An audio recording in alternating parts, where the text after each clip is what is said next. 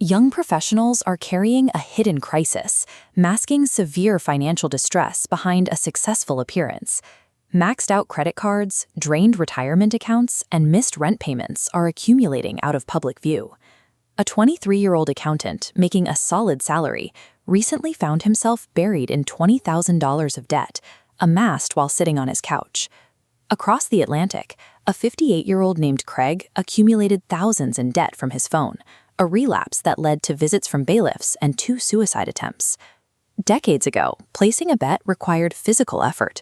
You had to drive to a casino or a racetrack, find a bookie, and pull out physical cash. That process created friction. Today, you can place a wager from an office cubicle or a barbershop with a few taps on a screen. The casino has relocated. It resides in your pocket, operating 24 hours a day, explicitly engineered to blend seamlessly into the rhythm of modern life. Until recently, commercial sports betting was legally contained. The 1992 Professional and Amateur Sports Protection Act restricted legal operations to the physical borders of Nevada. That legal boundary officially collapsed on May 14, 2018. The U.S. Supreme Court issued its ruling in Murphy v. NCAA, striking down the federal ban on the grounds of states' rights. This ruling allowed state governments to independently authorize and regulate sports betting, often motivated by the opportunity to capture tax revenue that had previously flowed to illegal offshore sportsbooks. In the years since, 39 states and Washington, D.C. have legalized sports betting, creating a multi-billion-dollar domestic market in a span of a few years. By erasing the physical constraints of gambling, this legal shift unleashed a mobile gold rush across the country. DraftKings and FanDuel quickly established a duopoly.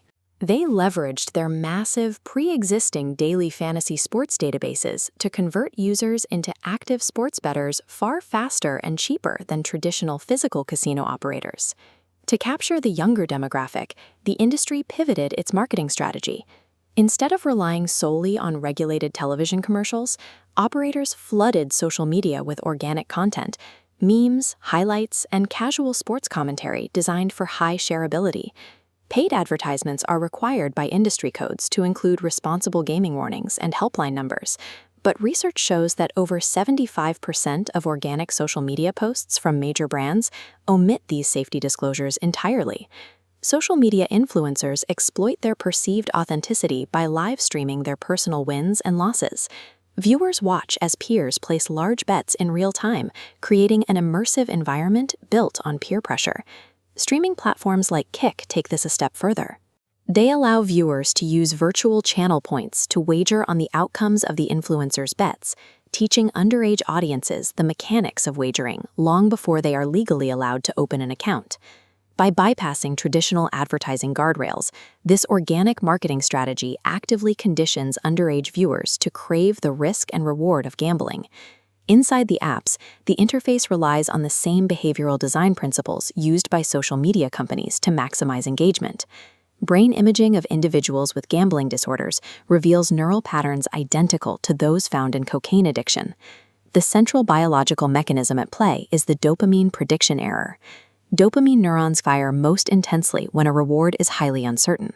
Mobile gambling platforms use variable ratio reinforcement schedules, delivering unpredictable outcomes to keep the brain's reward center in a constant state of anticipation.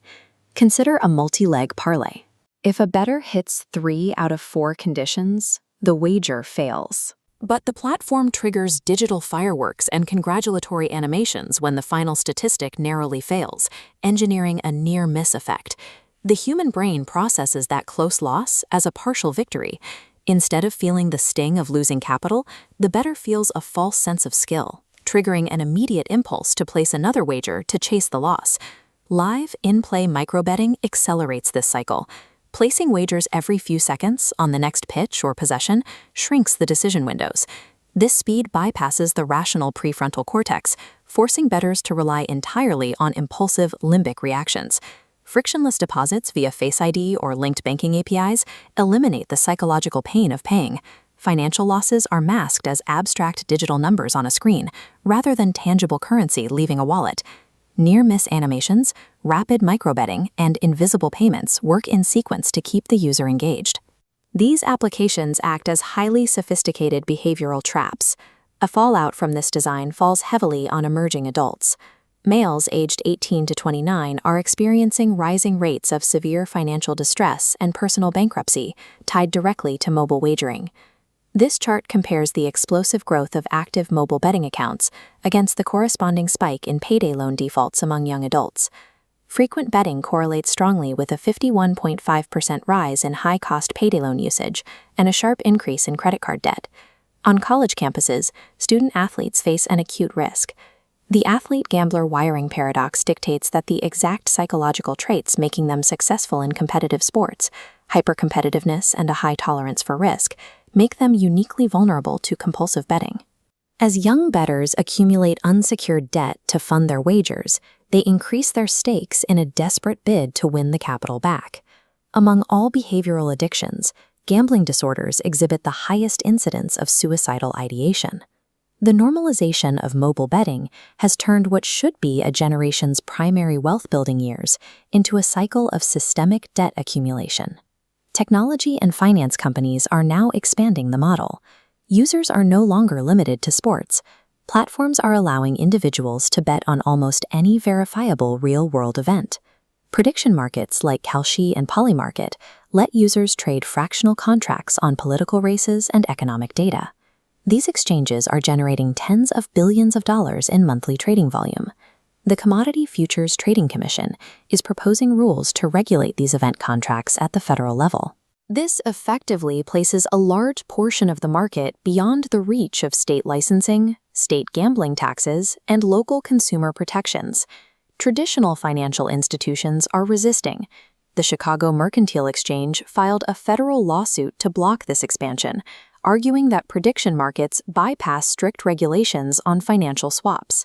This regulatory shift dissolves the boundary between recreational sports wagering and high-risk financial derivatives trading. This move toward a federalized derivatives market was built on a series of legal openings and aggressive corporate scaling, but those forces only captured the market by tapping into the same neurobiological vulnerabilities that drive addiction.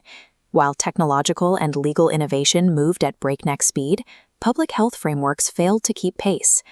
The expansion of the betting industry simply outran the systems designed to monitor its harm.